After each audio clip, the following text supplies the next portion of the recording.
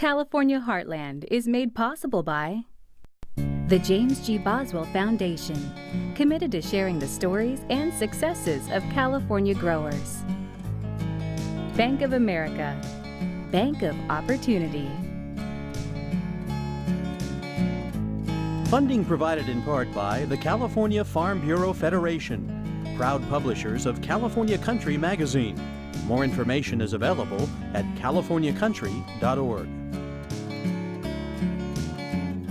And by the Almond Board of California. California almonds, loved around the world, grown in California's heartland. And by Real California Milk. This seal ensures your favorite dairy brands are made exclusively with Real California Milk. More information at realcaliforniamilk.com. Coming up on California Heartland. Farming in the city, you always have to be prepared to move. There's development, encroachment going on all around you. Urban farmers are feeling the squeeze. See what this Southern California family is doing to keep this land from falling to developers, and how school kids are helping to keep them alive. And California Heartland digs deep to uncover the Forestiere gardens. See why one man took his fruit trees and his life underground to escape the Fresno heat. Plus, there's no reason why backyard gardeners shouldn't be using drip irrigation. It's great for trees, shrubs, flowers, and vegetables. But where do you begin? Tips on keeping drip irrigation from becoming drip irritation. From your backyard to the back country, in a field or on your family table, it's all about what keeps California moving and growing. This is California Heartland.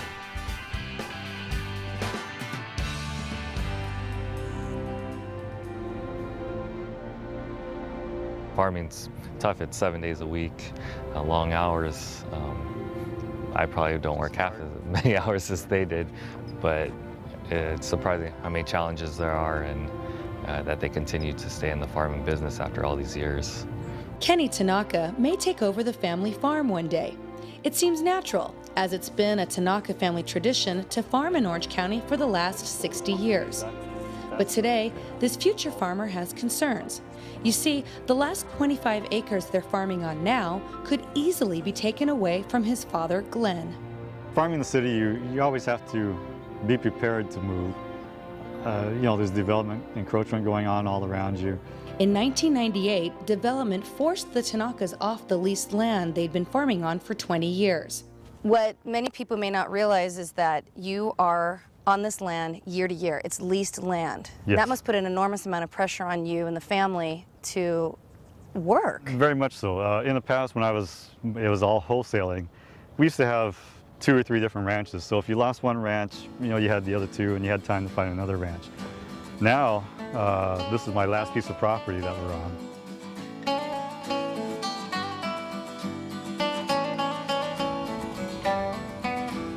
Their customer base isn't a wholesale client anymore. Now it's kids, hundreds of them. I'm a 4th generation Japanese American called Yonsei. My father, who owns a farm, he's a 3rd generation called Sansei. He's also a 3rd generation farmer. They are farmers, yes, but more specifically, Glenn, his wife Shirley, and Kenny now call themselves agritainers. 3, 2, 1. They've combined Glenn's love of farming with entertainment, and now give farm tours to families and school kids. This is a cucumber, but it's a little bit different type.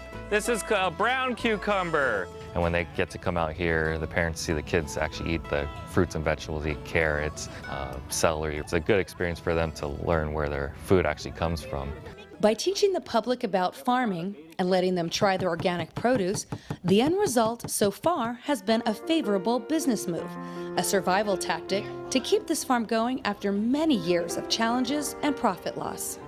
Through the hardships that I've had through farming, I would hope that I had some business sense to adapt to my needs and adapt to the situations, and it took us here. It took us to being an open-door classroom, basically.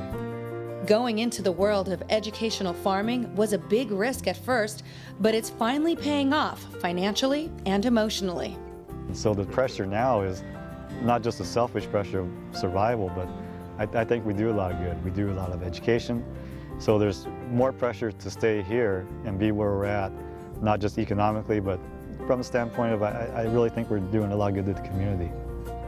Over the last 2 years, the Tanakas have been able to bring in 15,000 kids during periods like strawberry or pumpkin season.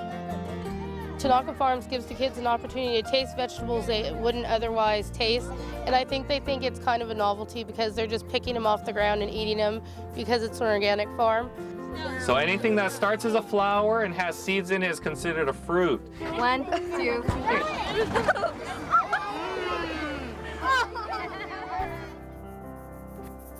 From when I started farming when I was 20, I just had visions of being a 300-acre strawberry tomato grower, shipping produce all across the country, and I'm doing something completely different.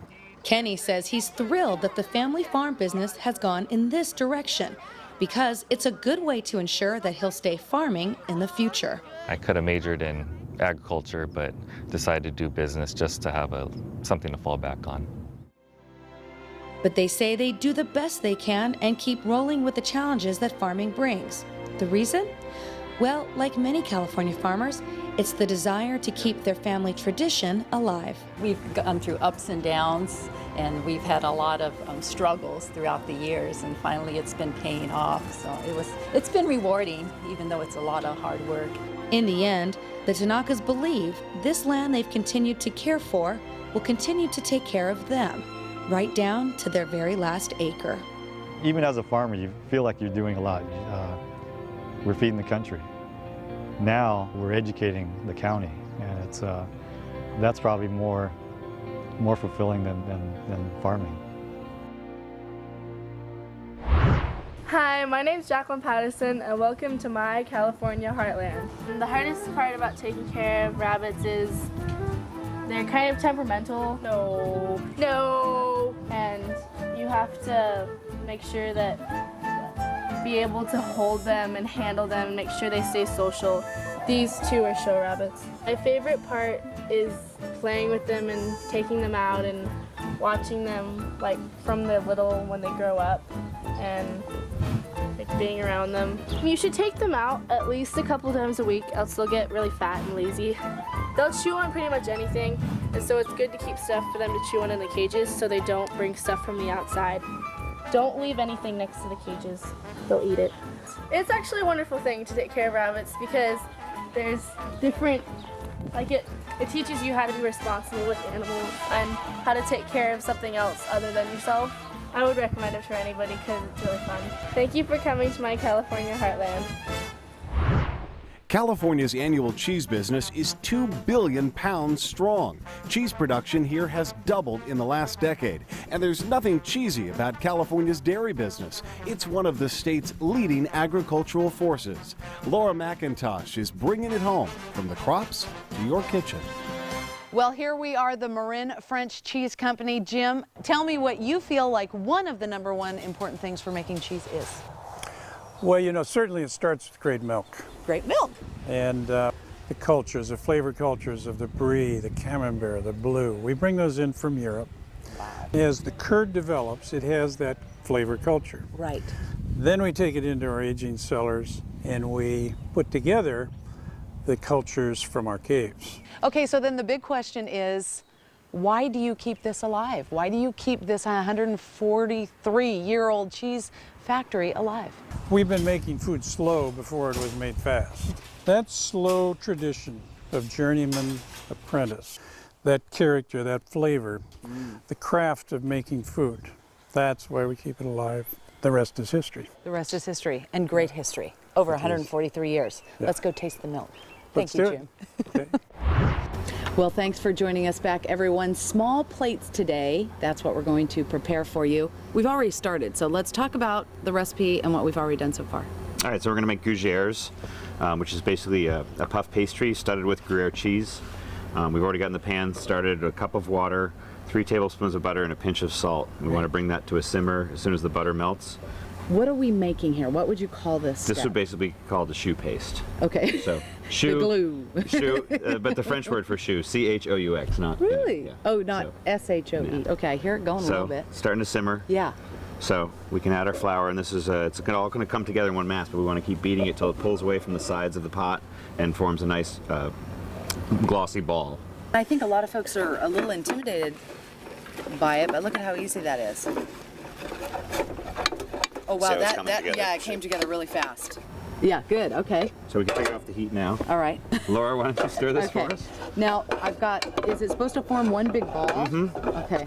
And that's going to get really fun when I start adding these. Okay. But you can't over add the eggs too quickly, so we want to add them at one at a time Now- and work them in. Oh until yeah. before we add the other. Well, that was a lot better. Okay. Excellent. And one at a time for several reasons, but I would assume because you're adding eggs to heat.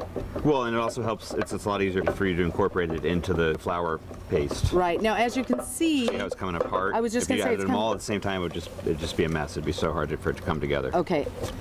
It's actually not that bad. Well, you got a ways to go, actually. Oh, Want me to take over? thanks. Yeah, go ahead.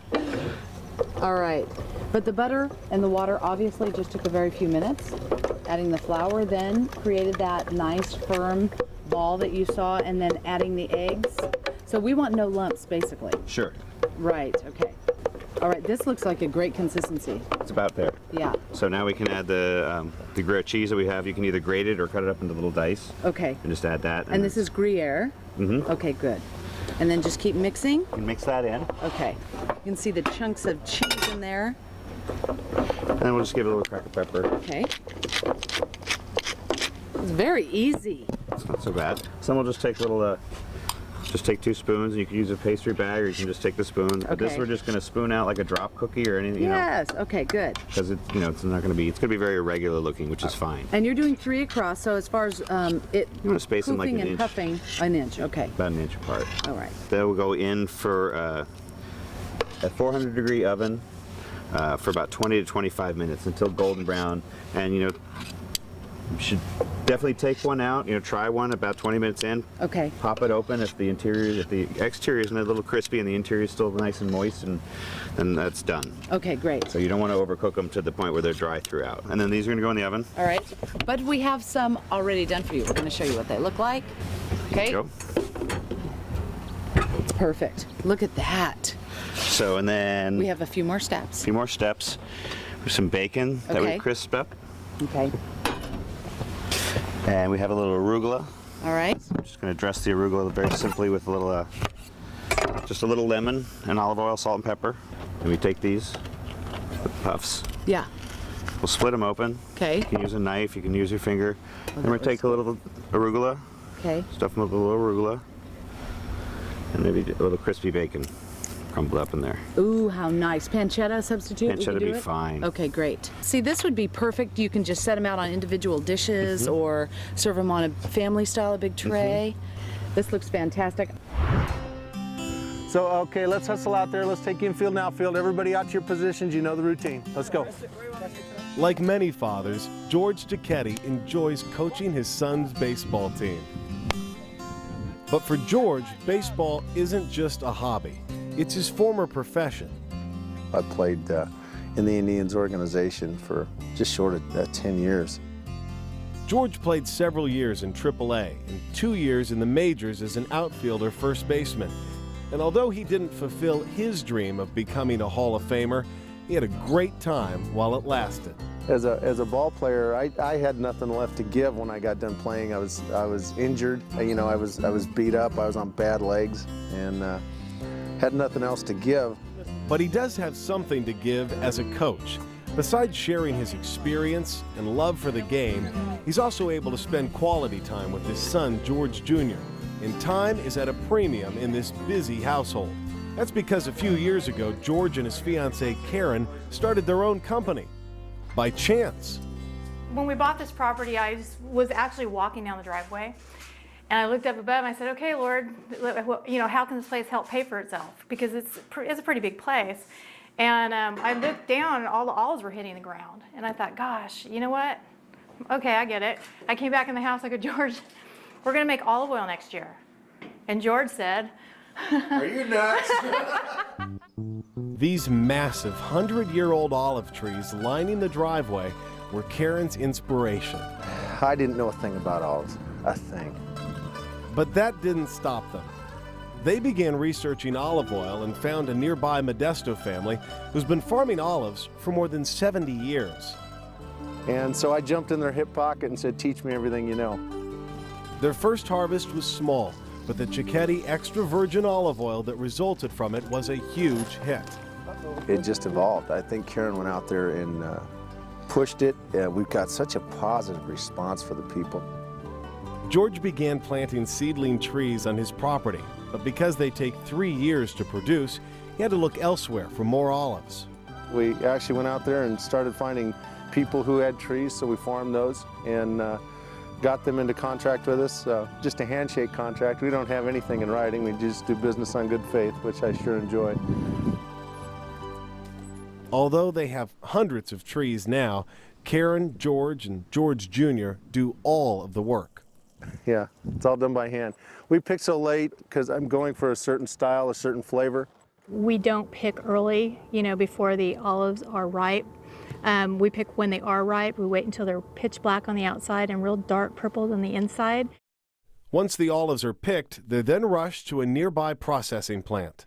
We've made it as quickly as 96 minutes from the time from picking to getting it pressed.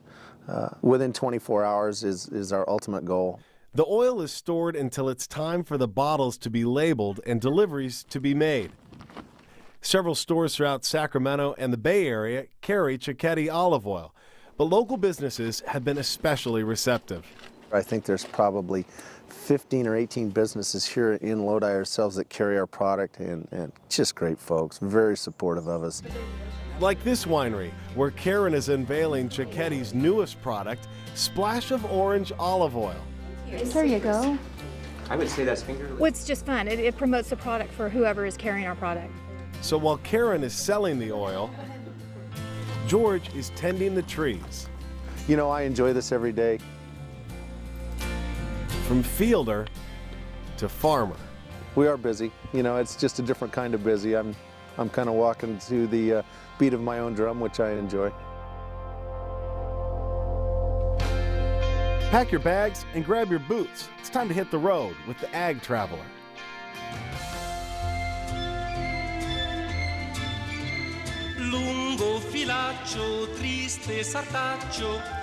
Fresno, it's known as the Fruit Bowl and is the heart of California's Central Valley.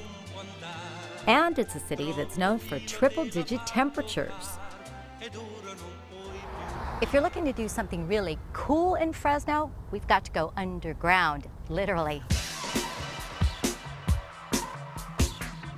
You feel that change in the temperature already? Is that nice? Step down into a subterranean world and you'll find this, the Forestiere Underground Gardens.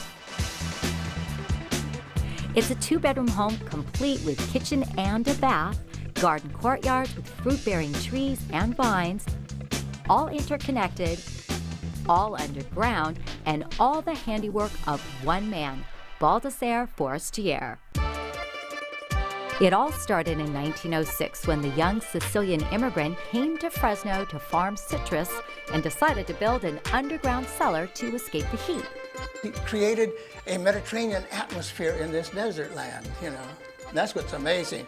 One room led to another, and eventually led to the creation of this 10-acre complex of rooms and passageways, patterned after Roman catacombs.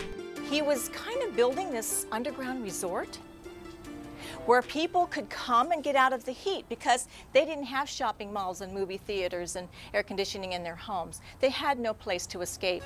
And Lynn Forestiere Kozeski is Baldassare's great niece, and she's the one who will give you a tour when you visit the gardens. We'll just gather around the table here. She'll show you how all of this was created by using farming tools. This was his home, this was his home, and it was his hobby and his life work. Lynn's father, Rick Forestiere, owner of the Underground Gardens, shares stories of his uncle, a self-taught horticulturalist, architect, and builder. Baldassare's plan to build a citrus empire didn't work, but he never gave up. Just because something doesn't turn out the way we thought it would or wanted it to, it's not the end, it's not a disaster. He basically, if I may take that phrase, took a lemon and made lemonade from it. More like took lemons and planted them underground. This is what the garden looks like when the treetops are at ground level. Some of the plants are buried 22 feet underground. We have a lot of citrus because that was his background. We have here a lemon tree, grapefruit tree, kumquat over here. This magnificent 90-year-old grapevine is still producing grapes. I believe the variety is Black Morocco, and the grapes are just starting to turn now. Pomegranates are just bountiful here. I think that was one of his favorite. The Forestiere family actively maintains and restores the labor of love of their ancestor with visitors who take the 45-minute tour. At some point in Baldassar's life, it turned from survival mode to art. And then the earth became his canvas. The garden is just blocks away from Highway 99. As Stacy Ludwig found out, you shouldn't pass up the opportunity to see it, even if you have to dig deep. Are you one of those people that just drove by here on one day and went kind of like... Someone told me there's underground gardens right over there, and I'm like, where? I didn't go there underground, so we didn't know. And it became his legacy. It is now known throughout the world. So that's pretty amazing, I think.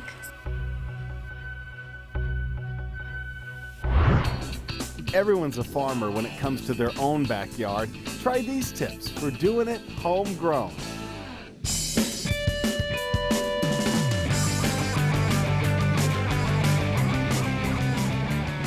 As you've noticed, there's less water available for all Californians, and the water that is available is a lot more expensive. For farmers, they're helping out the cause by switching more and more of their crops to drip irrigation. And there's no reason why backyard gardeners shouldn't be using drip irrigation. It's great for trees, shrubs, flowers, and vegetables. But where do you begin? Here we are in one of the most popular aisles of any hardware or nursery store, especially on weekends, the drip irrigation aisle. This is where frustrated gardeners come and stare at the wall of emitters and filters and connectors. And for a lot of these gardeners, it has become drip irritation. Well, if you're just starting off in the world of drip irrigation, one of the best things you can do is buy a starter kit because it contains every part you need to get started. But once you're done with this, you're going to be back dealing with this.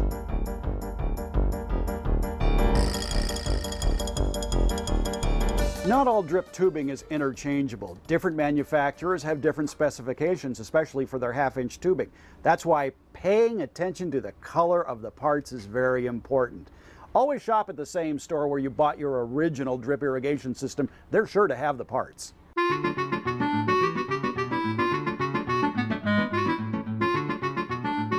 Here are the basics you need to hook up a drip irrigation system to an outdoor faucet. Start off with a timer. That way you can go on vacation, your plants still get watered. Then an anti-siphon valve to protect your water supply indoors. Adding a filter is a great idea. It keeps the impurities out of your drip line, and you can add fertilizer to this as well. Then you need a pressure regulator to make sure that you don't blow out all those little drip heads. And finally, you want to put on a hose end tubing adapter. Make sure it's a hose end adapter, not a pipe adapter, because you're working with an outdoor faucet. Then you're going to hook your tubing in here and add emitters. Well, what sort of emitters should you be adding? Well, let's look at a few and see how they work. Emitters, sprayers, sprinklers, what's the best drip irrigation system for you?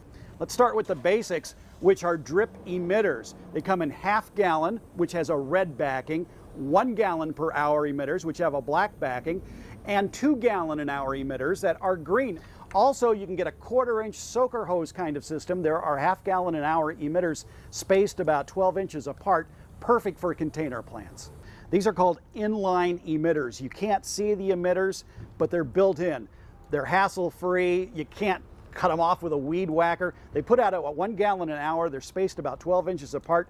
Great for rows of trees and shrubs. If you have a tropical garden, some ferns you'd like to keep cool, raise the humidity, you can get mister spraying heads like this. They put out about 8 gallons of water per hour. For ground covers, it's hard to beat bubbler heads. Bubbler heads also put out 8 to 12 gallons of water per hour, and you can space those about 24 inches apart. These are inexpensive little spray heads. They come in a variety of patterns. They can go from 360 degrees down to 45 degrees. You can also get them mounted on supports, which is great if you're trying to shoot over small shrubs. And finally, you've got the mini sprinklers, and mini sprinklers are wonderful for covering much bigger areas.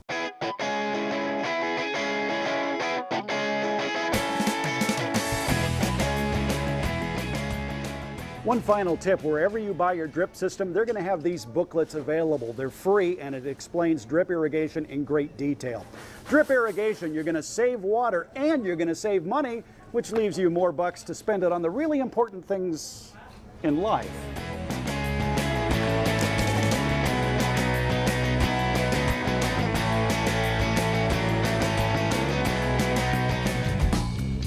That's California Heartland. For more information on any of these stories, go to californiaheartland.org.